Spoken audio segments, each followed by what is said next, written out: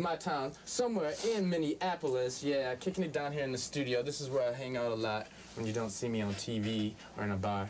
But I'm down here with Antonio Braggs from the Minnesota Black Rock Alliance. And we're going to kick some questions to Antonio. And why don't you tell everybody what the Minnesota Black Rock Alliance is about? Okay. The Minnesota Black Rock Alliance is a support group for musicians, in particular Afro-Americans. When I came to this town about 5 or 6 years ago, I was influenced by, a lot of metal and whatnot. And I came here, and there wasn't really a place for blacks doing metal. I mean, there were some people here, there wasn't, Exactly. And but now we take it over. I decided that what I wanted to do is just to try to find those other musicians who were not unlike me, but were like me, liked, the metal and still liked the funk too. And so I planned out this long plan of coming up with this organization, Of course, I was influenced by the Black Rock Coalition. That was something that I really had done before. I talked to him whatnot. Yeah, I talked to him once. I met him right before they came. They were in town for Lollapalooza. Okay. I don't know him, but I got some homies that know him. I don't know if you know Chris from Hot Sauce, but anyway. Yeah, I know Chris. It freaked me out because I saw him walking down the street and I said, "Fighter!" Shook his hand and shit. Yeah. But he's just a personal idol of mine, just because of what he accomplished, because that's been my dream. And that was our dream. A whole lot of people's dream, Really, it was. So we just decided to put something together where we could try to find those musicians like myself and my other friends who played rock and roll, those black guys, besides my white friends. I don't want to exclude them.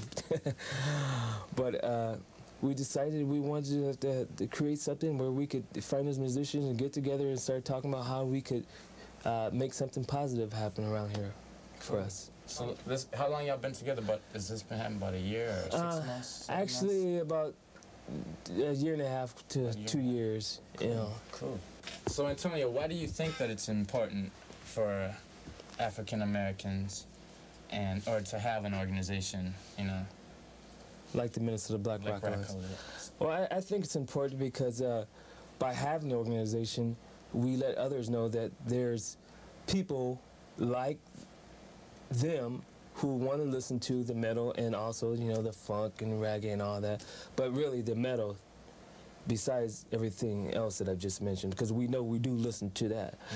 And by knowing that, they know that they're not different and that there's a support group for those people who like that. And so do you try to help get some bands signed, or do you got any contacts like that? Is that one of the goals? Collectively, that's what we try to do as a group of people.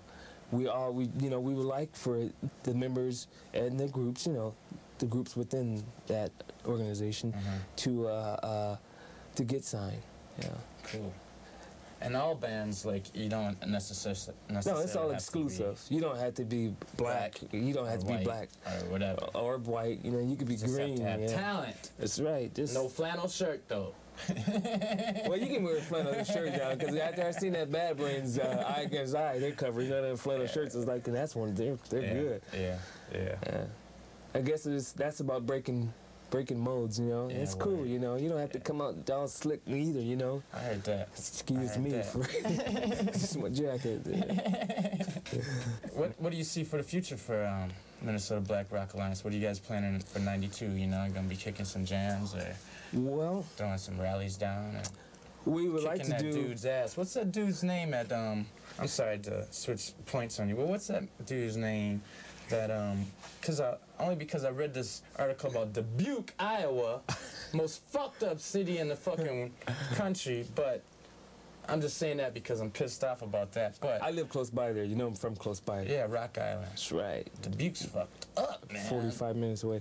Well, really, Dubuque is not a really pretty place, and I'm being honest. I drive through there when I'm going home, man. It's an old riverboat community, and they should be happy to get some people to move there because there's nothing there. Honestly, it's just the fact that that's happening. But what is that cat's name from Tom David or something? That white supremacist motherfucker.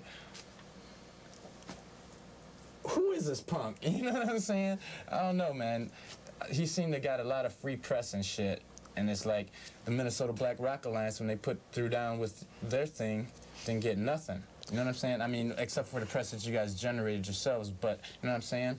And yet this white supremacist motherfucker, you know, like, I was just wondering if y'all were gonna have any more, like play at the rallies, those anti-racist rallies and shit. Well, no one called, to get us to do anything within those rallies. But personally, are you asking me what I feel about Tell 'em David?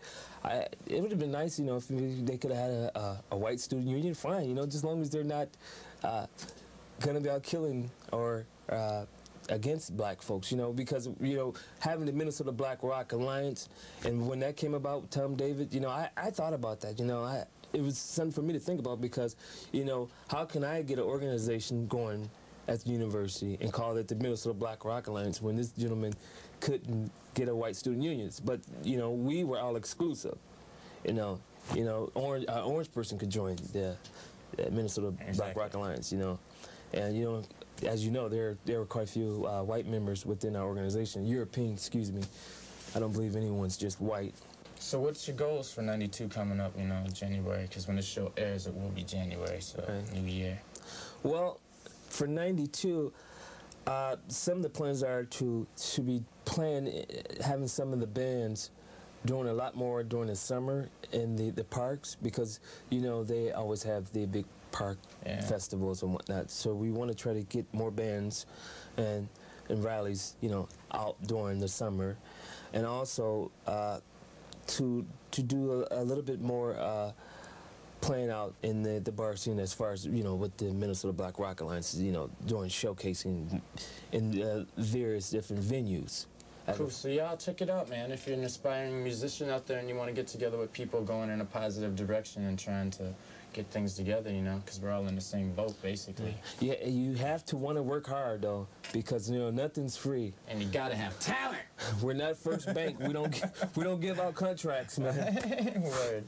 Well, that's probably, a lot of people probably, thought that, Exactly, they did. Probably got the wrong idea. Right.